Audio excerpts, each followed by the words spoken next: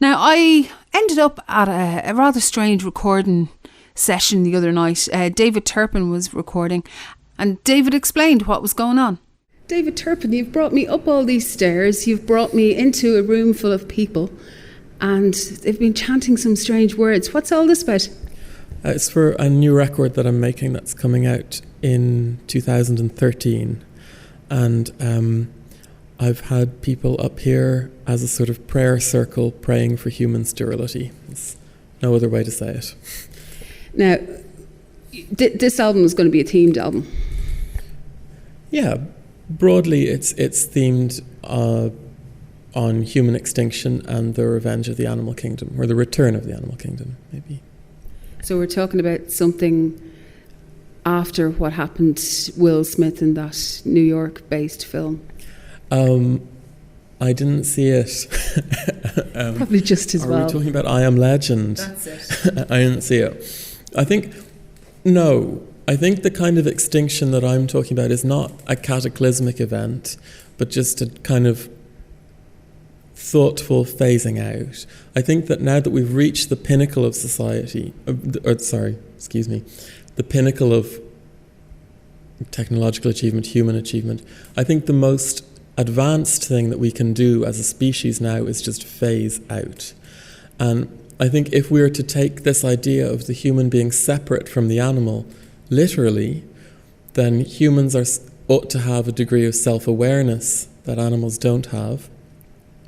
And the only logical conclusion you can draw from that is that it's time for us to go. That every problem that manifests itself in this world, bar natural disasters, is our mess, and it's time for us to go.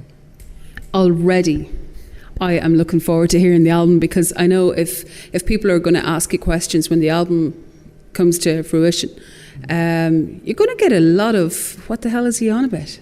Are you ready for that?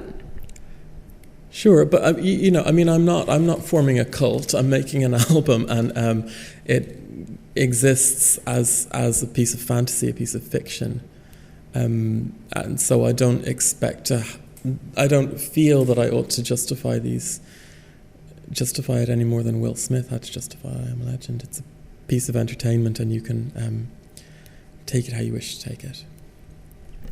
So the song or the refrains that you were getting people to say, they were quite choral, really. But tell us about the track that's going to be from. Well, there's a lot of kind of choral stuff on the record. There's most of it's done with Carla Gallagher, who usually sings my backing vocals live and stuff. But we've made kind of choral refrains where there's up to 150 of her going at once. So that idea of multiple voices and group voices and all the different ways that a voice can be stretched and stuff is sort of important in the record. Dehumanized voices, I guess. Voices where individuality kind of melts away. The particular songs that this refrain appears between,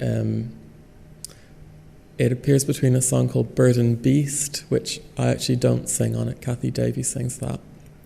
And then a song called Fossils that I do sing, which is about it's based slightly on William Golding's book, The Inheritors, and it's to do with the extermination of the Neanderthals by the Homo sapiens. So I guess I'm likening, or I'm drawing, that we took the world by force, and now the decent thing to do is to give it back. Is to relinquish it, just release our stranglehold. Nobody has to die before their time, but yeah. Now, so you're here. It's a Friday evening. You're getting everybody around here, and you're doing all this, and you're quite in control of your music. You have your laptop, you have all your recording equipment there, and you're doing everything, and you're producing this as well. But you said there that Kathy Davies is singing on one of the songs, and that you have Cora on some of the tracks as well, that she's doing the backing vocals. How hard is it for you to hand over? Let's say if someone's doing a lead vocal, well, that's kind of the main focal point, really, the first kind of point of contact, I suppose, for a lot of people listening to it. How hard is that for you to hand over to someone else? It's not hard. I don't know because the album's not finished, but I would say that vocally I'm in this less than I have been in my work in the past. Carla sings a lot of leads. Kathy sings 2 leads. A couple of other people sing little bits and pieces, and there's sort of conversations in the songs between different people singing leads and stuff like that.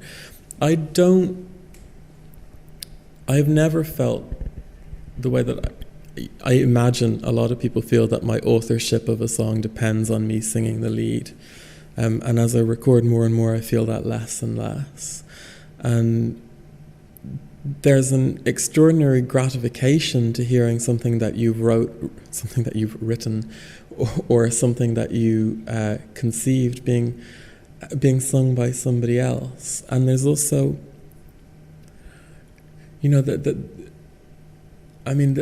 is a record that's to do with myth and folklore and magic and kind of thing. And so ideas about ventriloquists, or to ventriloquize somebody else's voice, that kind of magical thing, and also the passage of words from one person to another, and ultimately to being recited by a group. I think the rewards for opening out the verbal side of the record to other people are far, far greater than the reward that I would feel, the gratification that I would feel for singing everything myself. Yeah. What stage are you at now recording the album? It's about half finished. And when are you hoping to get it out? January 2013. So. And will you come back into the Culture Cafe and maybe do a little song and stuff like that? I'd love to, yeah, I'd love to. Thank you. David Turpin, thank you very much. Thank you very much, Vanessa. Thank you.